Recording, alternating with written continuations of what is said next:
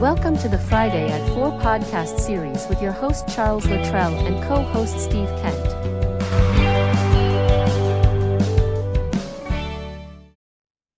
Steve, good afternoon. Welcome back to Friday at 4. Thank you, Chuck. I'm happy to be here. Good to see you again, as always. Glad to see you could make it today, another 4 o'clock. Yeah, Appreciate it. well, it is 4 o'clock somewhere, Ah, and here's you where I did it choose to early. be. So, Oh, okay. Had 4 to throw o'clock that in somewhere. there. Okay. Yeah, love it. Love it. Yeah. Uh, so it's been a very interesting week. A very exciting, fun-filled, eye-opening week. And Okay. it's Friday. Here we are. And let's get this podcast going, man. All right. Sounds good. So I was kicking around a whole bunch of ideas, and I came across something that at least I think is something that we can talk about. And I don't believe that we chatted about this before because it has been 60 plus episodes. So I just put that out there. I don't think we did this before. And it's a topic that I thought was good called standards. Why, first of all, what is it? Why do we need it? Who cares? And all those fun things that go with it. And do But people care? Yes. people do care. And a standard really high level is somebody performs an action or service to create something, and somebody else receives that product or service. So it's really two sides. So why is it so important? So the person, and I guess you can start either way. The person, and I guess maybe we'll mix it, it's probably easier. The person who, let's say, in its simplest form, and I don't mean to make it the simplest form, but it's a simple example to explain. Somebody is in a fast food restaurant, and their job, their function, at least for that shift that day, is to make the French fries. Again, I'm making this very simple, but it's easy to explain. It's easy for me to explain it. So somebody makes the French fries.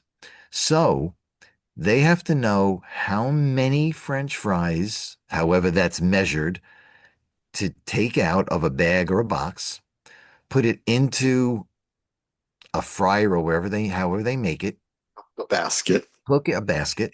Thank you, because you're the food guy. I'm not. Okay. Um, they put it into the oil and it fries for a certain amount of time. Out come the fries. Maybe they have to shake it to get some of the oil off. Maybe they add salt or not, based on a customer's request.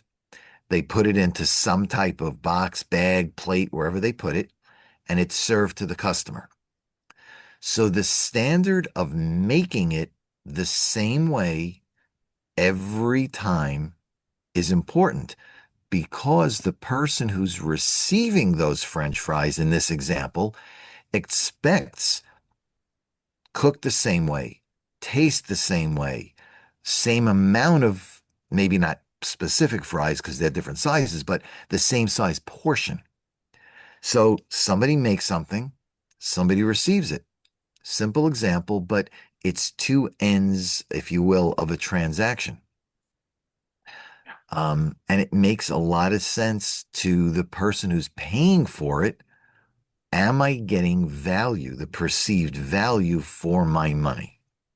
That's a great example, Steve, because if you think about it, how many times do you go to a fast food restaurant and ask for fries and you get a medium fry? Every time those medium fries are not the same in the holder. A Correct. little more, a little less, Correct. you know? Yeah. So, in the example of fries, and I'll use McDonald's as the example, they have an amazing system. They have, I believe it's called Hamburger University. I believe, if Huh? I'm not mistaken, and they have exact standards. So the person who's making the food knows exactly everything they do in order, portion control, cooking times, wrapping. I mean, everything is down to a science. So it's easy to follow. it's cost effective, and the person who's purchasing that food knows what to expect every time. And it's a Yep. great model. It really is a great model. Except for a guy like me, because when I go and order my fries from McDonald's, I always get no salt, Okay. and I will always get a different amount from every different place I go. Mhm. It might be overflowing, it might be half of the cardboard Yep. packaging, but because I am interrupting that standard because they have to cook a separate basket Mhm. of fries with no Right. salty, and they don't dump them in. What they do is they put the basket by the fry holder and they have the tongs and they take out the fries, and I see them put them inside the Oh, holder every time. So they wow. make sure those fries have zero salt. Yeah, it's amazing how they do it, but that standard gets disrupted by a guy like me. Okay. So I am also the no salt fries type of person. But what I was told, if you go into, and again, I'm going to use McDonald's because they have a great system. And again, they really do. Really does. Everything is to a T. But if you happen to go into lesser known, less frequented, you may not be sure if the food is really fresh. Because again, I'm not in the industry, but I do know that there's a time limit that the food can remain there before it has to be thrown out because then it's not fresh and whatever those rules are. Right. But if you really want to make sure that you're getting fresh, order it differently. Order the burger without the ketchup, without the pickle, extra ketchup, um, fries without salt. Whatever it is, order it differently so they have to special make it. Yeah. Then at least you Yeah. have a better opportunity to get something you want that is fresh. So some people, and every so often I'll do that if the place I'm in may not be to my standards. And again, my standards are different than yours, which is okay. But that's kind of the food side. And I And try not to, to use McDonald's as an example, I try not to be that too special of a guy. I don't want to hinder that process for them because I know it's a pain when you have right, somebody, and I hear it all the time. I'm sure you do. I hear it all the time when I go to McDonald's. People, I want my cheeseburger with light ketchup, a little extra mustard, no pickles, more onions, no, take all the right. onions off. And that really messes with it's fast food, man. But I get it. They want something special. But Well, but I will tell you, and you brought up an amazing point. Whether it's fast food or it's a high-end restaurant, it does not matter because the same thing holds true.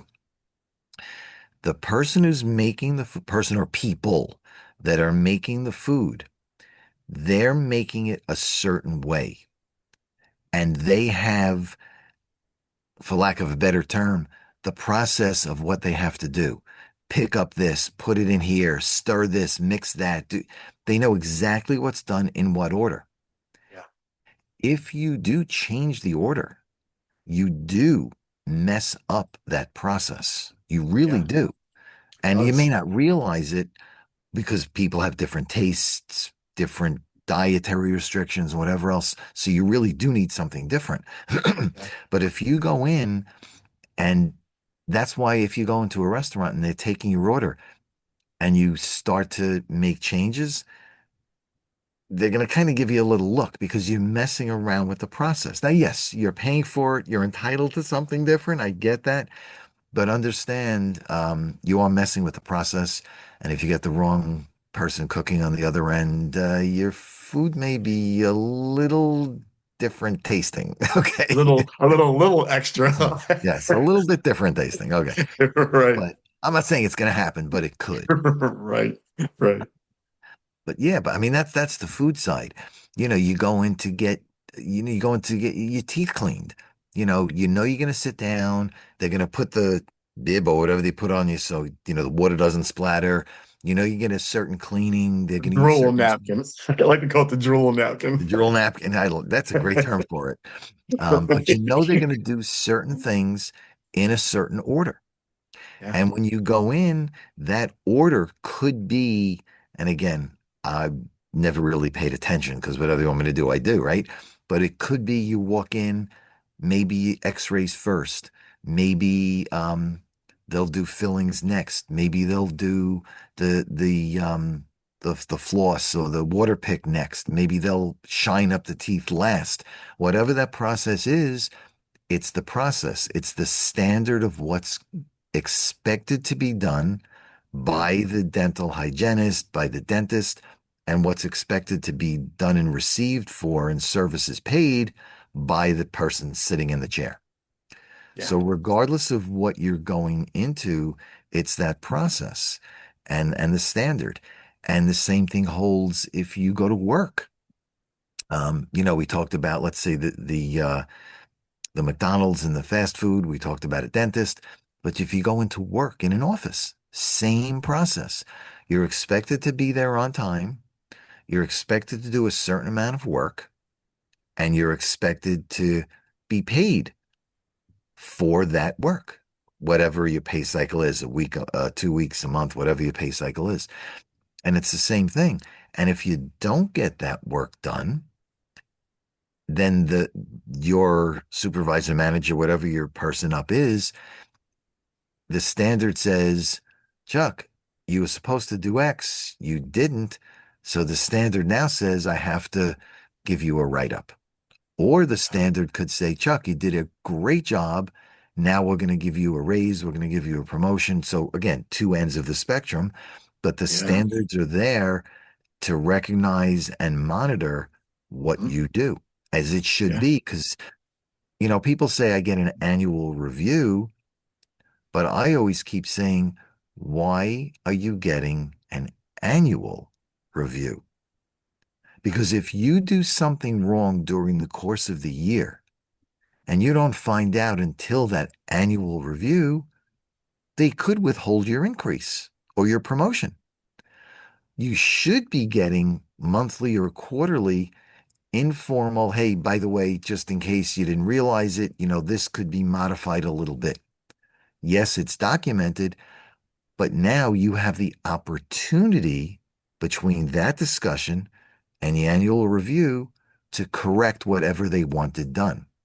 Yeah. So now there's no surprises Mhm. on the review. And Yeah. I've always been a big fan of that. And sometimes it's not easy to have that discussion, but it's the standard. Again, Yeah. who's being told, who's doing the telling, and who's receiving that. And you have to be in line because if you're not, regardless of what it is, there's going to be problems down the road. And that's not where we want to be of anything. And I think what's important in everything that we're saying in this episode and talking about is you got to make sure that whoever's in charge of that person, that team, that process, that standard, to make Mhm. sure that everyone on that team is aware of what that standard needs to be and make sure people are upheld to following that standard. And, Correct. like we talked about with the McDonald's example, obviously that gets a little screwed off because you have people who are wanting extra things. But I think, as like you said, and in the training and in the processes, you have to make sure that everybody is aware of that standard so they can follow what is needed. Correct. Sometimes following the standard is not easy, but it's there for a reason. Yeah. Because the business side, the person, regardless of what it is, the person who's providing that service, Mhm. it's efficiency. How many of the widgets can you create in that time? Yeah. Can it be What a done? great topic too, right? Because I just had a conversation with someone I'm partnering with, hopefully pretty soon, partnering with. Okay. We had a same conversation about my business snapshot. Hmm. He wanted to know, like how it works on both sides of the coin. Mhm. And what a great, I'm glad you brought this up because it's amazing how we were having a conversation earlier and you talking about standards because he had asked me about, well, how would a customer, a consumer use that? And I said, that's a great question. I never thought about it from that side because on the review side, right? You have it from the business side, Correct. how the owner looks at the numbers from, his numbers, all the Yelp, Google, and Facebook reviews. Mm. But also the consumer can also look at that standard as well and say, well, what kind of standard is this business holding and that business is holding? Right. So, I mean, this what a great timing for a great topic, right? Because it's amazing how you picked that, but it fits for what we are doing, you know? Did And now you let's talk a little realize? bit. What's that? No, no, go ahead. Go ahead. Finish your thought. No, because I was going to say, I would love to hear your perspective on your side with your standards, because in the insurance field, the finance field, that standard is like, So I'll make one kind of wisecrack comment here. Not a wisecrack comment. The fact that you were thinking about that and I said it means we're doing this a long time and we know each other too well. That's what that yeah, means. Okay. Which is a yeah, good thing because we do a great job. yeah, But on my side, every company is different. Okay. I work for Universal Wealth, but every company is different and how they do things is different. The end result is you have to comply with the state insurance commissioners, which is fine because, again, it's heavily regulated, it's dealing with people's money, and it should be. So I'm okay with right, that. But yeah, how you get to that end result is the different ways. Our company, we sit down with a potential client. The first conversation is always education only, short, no sales pitch, no products. The second conversation is a little bit of a deep dive into the person's financials. The third conversation is the proposed solutions to meet the person's needs. yeah, That's it. There is no deviation. Number one, we have to treat everybody the same way, and we do. Number two is if, and there's always that potential that we could get audited by the state insurance department or whoever else. So we need to know and be able to prove that we treat everybody the same way. And the only yeah, way you can do that is to have the documentation. yeah. That's it. There is, and I've said this to a bunch of people, not on this, these episodes, but I've said it to other people. And the question I ask people is, how many colors are there in the world? And the answer really is two. Well, for this example, there's only two colors. There's black and white. It's right or it's wrong. And if it's Yeah. right, you go do it. If it's wrong, you better walk away. There is no gray. It's right or it's wrong. Yeah. And that's A the quick, way we got. yeah, quick question for you, because that really struck me to think about this. So,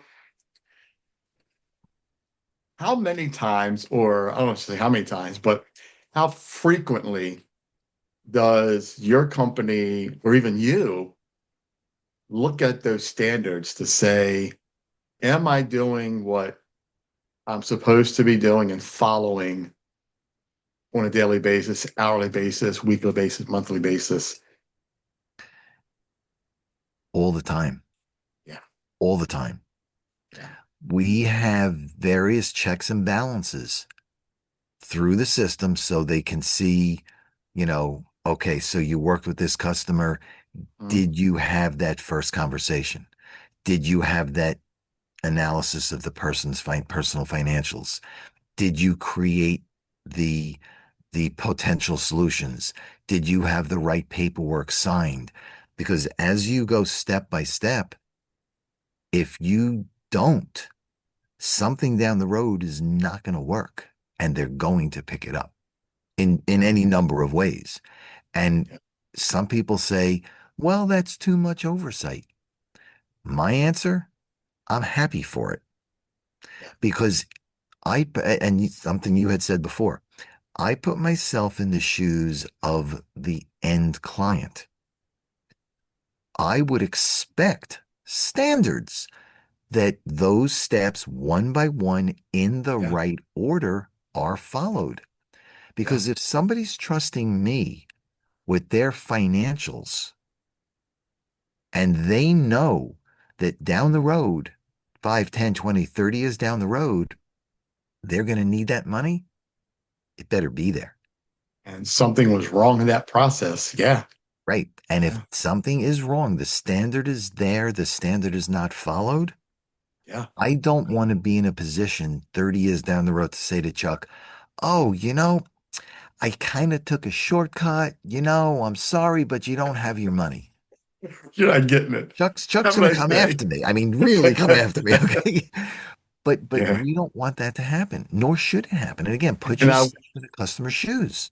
yeah, and I would hope between day one and year 30, that somewhere between that time that Steve and Chuck have some conversation and say, Oh, let's we do. revisit what you're working on. Yeah, Yep. you know what I There is mean? a there is a defined Right. process every year, Right. minimum once a year.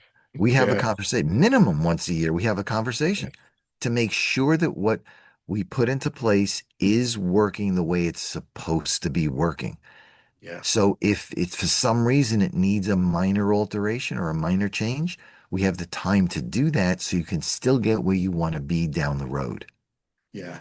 And I know this is different than stock market investing, but when I was heavily investing back in the corporate world, I was checking everything quarterly.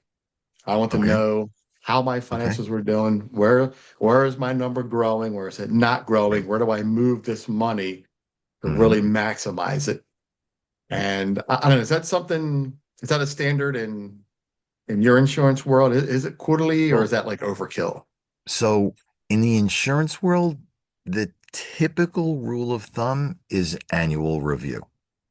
Gotcha. Now, could you do it more frequent? Yeah, you could. Absolutely, you could. Yeah. But it's typically annual review, sit down, because not only do you want to review what you've done, but you don't know if the customers or the client's needs have changed. Yeah. Did they True. buy a house? Did they have a child? Did they lose a spouse? They're Right. changed. Therefore, their needs change. So maybe you need to adjust the plan you put into place Yeah. Yeah. so you can get to where you want to be down the road. Yeah. Yeah. Yeah. And the same thing's got to happen for you too. When you go into a food store, whatever type that may be, there are standards, and that's what you're looking for is, does this work? Does that work? Is the customer experience good? Because if it's Yep. not, there could be a problem. And what came up in a conversation was, well, how do you measure that? And I said, well, it's measured by their numbers. And that's how I put the snapshot together. And I said, and it's done monthly because let's say today I ran the numbers, Hmm. tomorrow you got 6 reviews. They're all positive. Now your snapshot numbers, your benchmark just changed. Your numbers changed. So now those numbers are not the same as they were yesterday, today. Or tomorrow they won't be the same. And that's why I tell him that, it's good to keep up on this monthly. That's why I was curious of what your standard was on how often you do it, because I thought about that, right? What if you have a client, in January, they had a baby, but they forgot to tell you now it's November. Oh my gosh, the baby, we got to add it to the policy. Yep. And you come around in January and say, oh, hey, just touching base to see, how your policy, what changes. Oh, we forgot to add the baby. Yep. That's Yep. kind of thing I was looking at. So a lot of people, they will send a birthday card. I'm assuming a husband and wife, or let's call it two partners for politically correct. Okay. So they'll Gotcha. send a birthday card to each partner. They may send an anniversary card. They may send a holiday card. So you're not waiting for the annual to say, "Hey Chuck, what's going on? How you doing? How can I help you?" Now you're hitting a more frequent basis of two, three, four, 5 times a year based on birthdays, anniversaries, holidays. So if there's a baby born in January and you're sending a birthday card in March, now it's only what? January, February, March. Now you're only 3 months, not 12. Yeah. So there are various ways where you can look good and send out that card, and you never know what can come back, or you can Yeah. wait the year. And again, Yeah. I don't know, and I really don't remember, to be honest, whether it's written as an annual or it's just a thing. I don't remember, but the typical rule of thumb is annual, if not sooner. Yeah. And one of the last topics I want to spend a lot of time on, I know we're short on time, but I'm going Oh, to throw it okay. out there.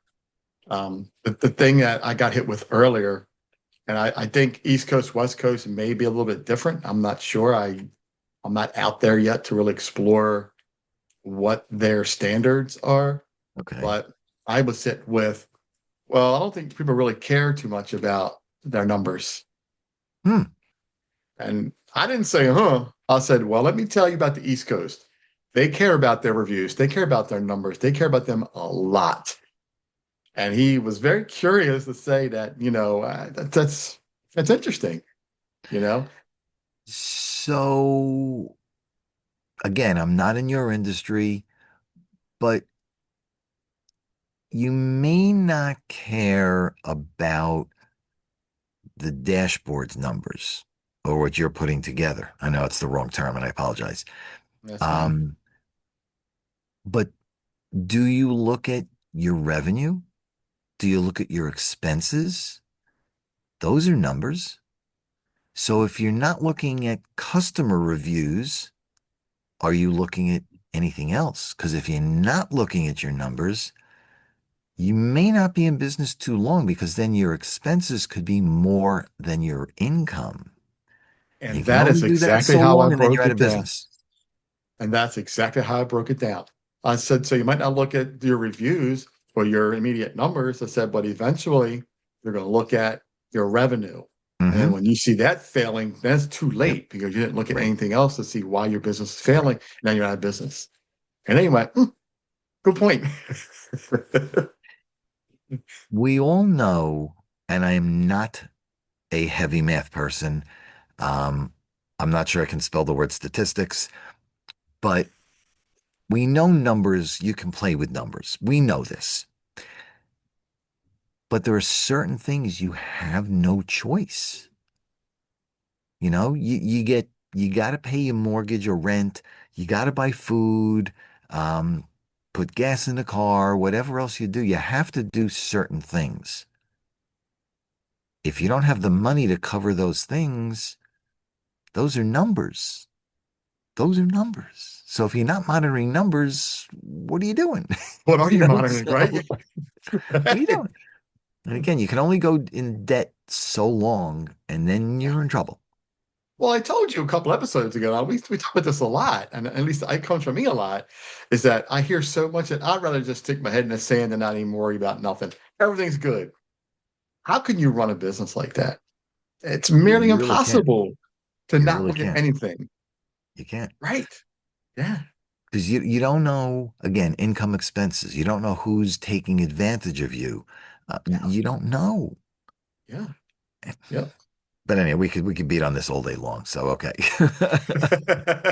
Right. Yeah. Well, what a great topic, right? Because Yeah. I think thing, every industry, everything that we touch or talk about has standards.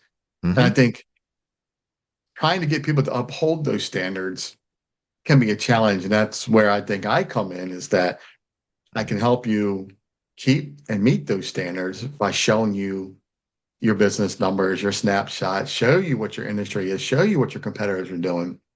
And on the flip side, right, your standard is, when you sign up with me and we get that policy going, that standard has been met because you have all these checks and balances that you have to take care of.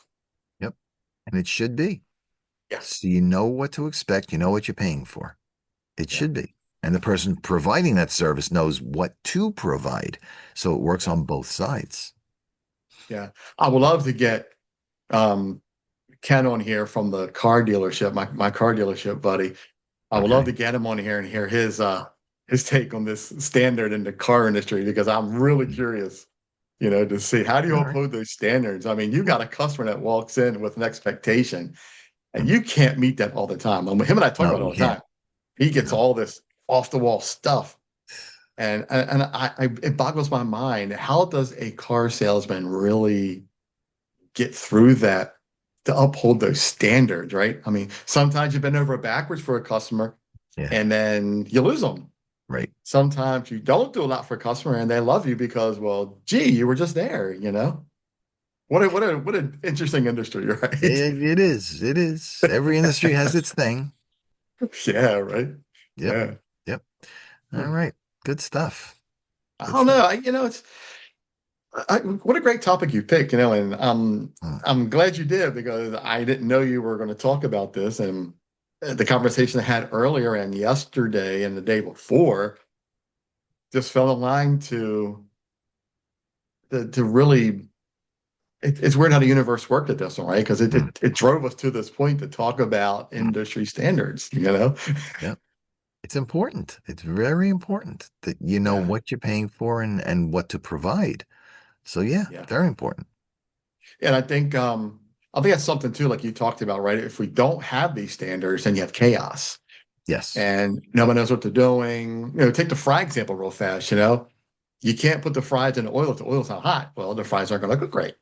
Now you Right. just messed up those fries. You cost your company money. You cost Hmm. time because if they're in the drive-through, now they're waiting longer. Hmm. Now your drive-through's held Yeah, up, so now you're going to be behind on money, and it just keeps going. it does. It You know, does. Yeah. yeah. And like your industry, right? If you miss something in the application and you catch it 6 months down the line, two things can happen. You can fix it and tell the customer, like, okay, it's cool. Or 6 months, you catch it, tell the customer, you know what? You're not for me. Cancel it. Yeah. And you Well, lost a customer. yeah. I mean, again, there's a whole bunch of checks and balances in there. So if the application is wrong, it Yeah, gets kicked back. It won't even go through. So that's one of the checks and balances. So yeah. And it's again, it's done on purpose, which is a good thing. absolutely. Yeah. Yeah. It's been a while since I looked at the industry, your industry with finances, because I know there was a lot of paper when I was doing it. I don't know how much paper is involved nowadays, but I know everything is electronic and it's Yeah, it's not going to electronic. A go lot of it's through. electronic. Yeah, most of it's Yeah. electronic. Yeah. Yeah. And it's changed. And I Yeah. like that because it allows for these less mistakes, less things that happen like we're talking, because Yeah. that standard is in place to Yes. keep that from Yes. happening. So you don't have to tell Chuck, 6 months from now, well, Chuck, I missed a zero. You're not going to get 700,000. You're going to get 70,000. Whoa, hold up here. It's Yeah. a big one. Yeah. All right. Yeah. What a great conversation, Steve. I love Yeah. this one. This is Yeah. good. This is a good one. Good topic. Yeah. Nice. Yeah. All right. Well, let's Okay. wrap this thing up. Final thoughts. What you got? Stay true. Stay true to what you do. Don't deviate too much. You may not like it, but it's done for a reason. There are reasons why time wise, cost wise, stay to what you're supposed to do. Just Yeah. try not to deviate from it. Yeah. Stick to the standards, stick to Yeah. what the company says to do, and only Yep. deviate if the company allows any kind of deviations, right?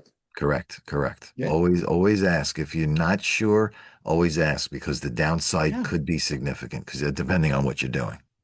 Right. Depending on the industry, right? Yeah. What the Right. what Right. what topic it is and where you're working and what you're Sure. doing. Yeah. Right. Right. But well, in my industry, I can deviate whatever I want because it's mine. I deviate. I do what I want. Yeah. My customers might not like it, but I'm deviating. I'm doing what I want. Yeah. I'm going to do it.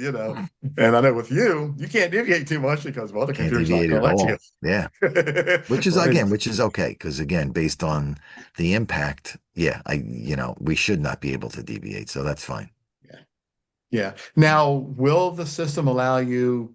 Well, I guess not because it would be a catch in the beginning and say, "Are you sure you want this amount?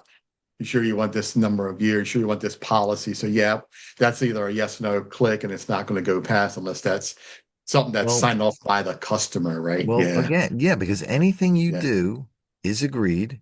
It goes on an electronic application and it's sent to the client to look at. Yeah. So that's one of the checks. And then there's also all the electronic checks behind it. Does this box equal that box? And is this a percentage of that? So there's all those things in there for those extra checks. And then when the application goes in, somebody else looks at it. So there are multiple layers of checking again, which I think is a good thing. Absolutely. Yeah. Yeah. Yeah. Well, our catchphrase is in So, the earlier of the show, but you can let's hear it again, man. oh, I get to say it again. All right. It's 4 o'clock somewhere. Look like somewhere. Steve, thanks for coming on. I know it's been a busy, crazy, hectic day for you. No, Um, absolutely. yeah, let's catch up and everybody Okay. have a great weekend. Enjoy the Yep. rest of the day, and we'll talk soon, Steve. You got it. Thanks, Chuck. See Have you, a man. great day. Thanks, You too, everyone. bud. Bye See bye. you. been watching the Friday at 4 podcast series with your host Charles Luttrell and co-host Steve Kent. Thanks for watching.